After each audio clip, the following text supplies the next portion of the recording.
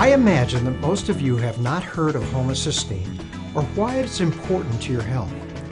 In 1969, Dr. Kilmer McCulley, a pathologist and researcher at Harvard, reviewed 2 autopsies of children who died because of suffering a heart attack.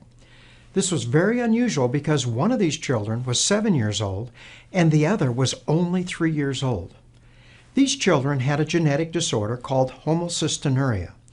Their genetic defect did not allow them to break down homocysteine, which is a byproduct that comes from metabolizing an essential protein called methionine. You see, normally the body is able to break down this essential protein into homocysteine and then into a more benign product. However, these children with homocysteinuria are not able to do this, and they have extremely high levels of homocysteine.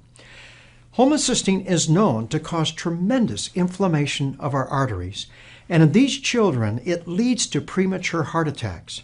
Most of these children never see their teenage years because they die prematurely from a heart attack like these 2 young boys did. Now this led Dr. McCulley to postulate that normal people like you and I, who just had modestly elevated levels of homocysteine, except in this case it would be over a lifetime, could possibly be a major cause of heart disease and strokes in our society. Dr. McCulley's research was initially met with great enthusiasm. However, in the mid-1970s, most of the funding of his research was moved to cholesterol research, and in 1979 he was actually fired. Well, we all know now that cholesterol research and cholesterol-lowering drugs are the mainstay of the medical treatment of heart disease in the world today. However, most of us are not aware of the fact that research done in the late 1980s and early 1990s has shown that nearly 15% of every heart attack and stroke in the world today is the result of elevated homocysteine in your bloodstream. Dr. McCulley was right after all.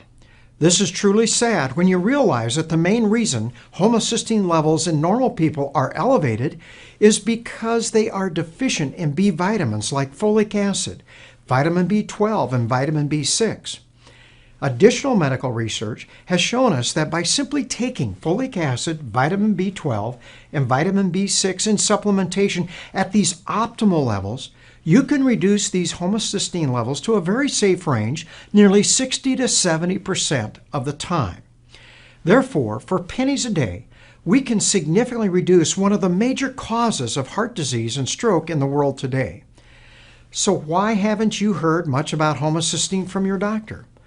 I would imagine that your doctor has checked your cholesterol level. However, has he or she checked your homocysteine level? Do you know your homocysteine level? I have shared in earlier medical minutes that heart disease is not a disease of too much cholesterol in your bloodstream, but instead is the result of low-grade inflammation in your arteries. Well, one of the greatest causes of inflammation in your arteries is elevated homocysteine levels in your bloodstream. However, there just isn't much money in recommending B vitamins.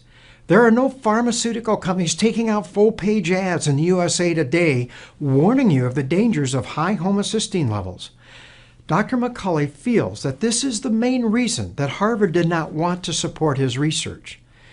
There have now been over 50 other clinical trials that have shown that those individuals who have these elevated homocysteine levels are not only at higher risk of developing cardiovascular disease, but also Alzheimer's, dementia, cancer, and a host of other chronic degenerative diseases.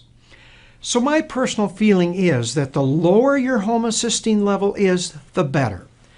The best way to lower your homocysteine level is to begin supplementing a healthy diet with optimal or advanced levels of folic acid, vitamin B12, and vitamin B6, which is present in the cellular nutrition I recommend to all of my patients.